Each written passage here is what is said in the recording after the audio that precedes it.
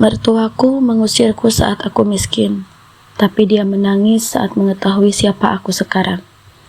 Dia akhirnya... Halo, selamat datang di Radio Aira. Terima kasih sudah mengklik. Jangan lupa komen, subscribe, dan share video ini agar Radio Aira terus berkembang. Aku masih ingat kata-kata mertuaku malam itu. Kata-kata yang membuatku menangis sepanjang jalan pulang. Namaku Nisa. 5 tahun lalu aku menikah dengan Ardi, pria yang sangat kucintai. Masalahnya hanya satu, ibunya. Bu Ratna tidak pernah menyukaiku. Menurutnya, aku tidak pantas menjadi istri anaknya. Aku hanya anak penjual gorengan, sedangkan keluarganya dikenal cukup berada di kota kami. Sejak hari pertama menikah, aku selalu dianggap rendah. Masakanku dibilang tidak enak, pakaianku dianggap murahan. Bahkan saat aku hamil anak pertama, Bu Ratna berkata di depan keluarga besar, "Semoga cucuku nanti tidak mewarisi nasib ibunya." Semua orang diam. Aku menahan air mata. Ardi membelaku, tapi Bu Ratna tetap sama. Semakin hari semakin buruk. Saat usaha Ardi bangkrut karena ditipu rekan bisnisnya, kehidupan kami berubah drastis. Kami menjual mobil, menjual perhiasan, bahkan rumah kontrakan pun menunggak. Bukannya membantu, Bu Ratna justru memperkeruh keadaan. Suatu sore, dia datang ke kontrakan kami. Dia melihat rumah kecil yang kami tempati lalu tersenyum sinis. Aku sudah bilang dari dulu, menikahi perempuan miskin cuma pembawa sial. Aku mengepalkan tangan, tapi tetap diam. Kemudian, dia mengeluarkan kalimat yang tidak pernah kulupakan. Kalau Ardi menikah dengan pilihan ibu, hidupnya pasti tidak sehancur ini. Malam itu Ardi menangis. Untuk pertama kalinya, aku melihat suamiku merasa gagal sebagai anak dan sebagai suami. Namun, penderitaan belum selesai. Beberapa bulan kemudian, Ardi mengalami kecelakaan kerja. Kakinya patah. Dia tidak bisa bekerja selama berbulan-bulan. Kami benar-benar berada di titik terendah. Saat itulah Bu Ratna melakukan sesuatu yang membuatku hancur. Dia datang bersama beberapa kerabat, lalu berkata, "Ardi ikut ibu saja, kamu pulang ke rumah orang tuamu." Aku membeku. "Apa maksud ibu? Kamu tidak bisa mengurus dia." "Tapi saya istrinya." Bu Ratna menatapku tajam. "Kamu hanya beban."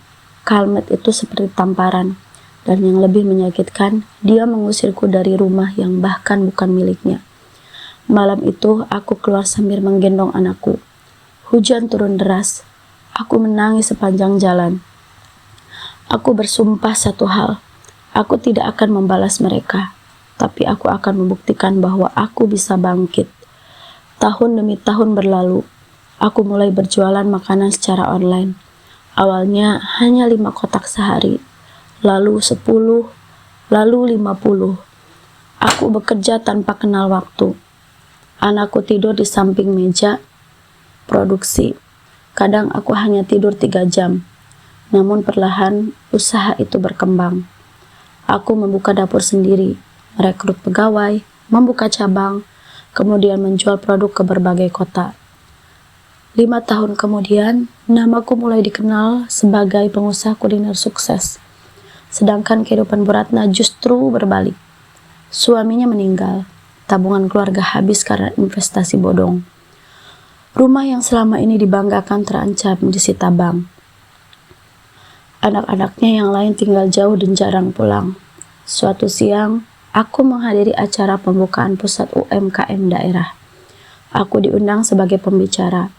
Saat memasuki aula, seseorang tiba-tiba berdiri dari kursinya. Aku mengenali wajah itu, Bu Ratna. Dia tampak lebih tua, tubuhnya kurus, wajahnya pucat, matanya membelalak melihatku berdiri di atas panggung. Mungkin dia tidak menyangka wanita yang dulu diusirnya karena sebuah kemiskinan menjadi tamu kehormatan. Acara selesai. Saat aku hendak pulang, seseorang memanggil namaku. "Nisa." Aku berbalik. Bu Ratna berdiri di sana. Tangannya gemetar. Untuk pertama kalinya, aku tidak melihat kesombongan di wajahnya.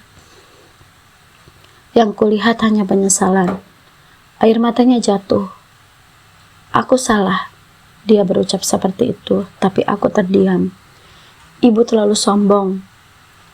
Suara Bu Ratna pecah. Ibu menyakitimu. Tangisnya semakin keras. Orang-orang mulai memperhatikan, namun dia tidak peduli. Aku mengusirmu saat kamu paling membutuhkan keluarga. Aku tidak berkata apa-apa. Lalu Bu Ratna melakukan sesuatu yang membuat semua orang terkejut.